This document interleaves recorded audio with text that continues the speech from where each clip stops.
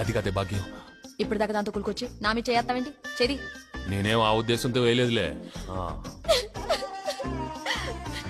ఇంక నా మీద ఆ ఉద్దేశాలు ఎందుకుంటాయిలే.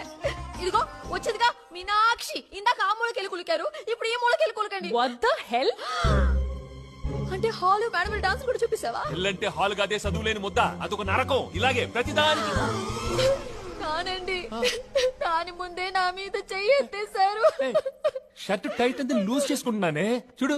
సారీ బా, లవ్ యూ బా.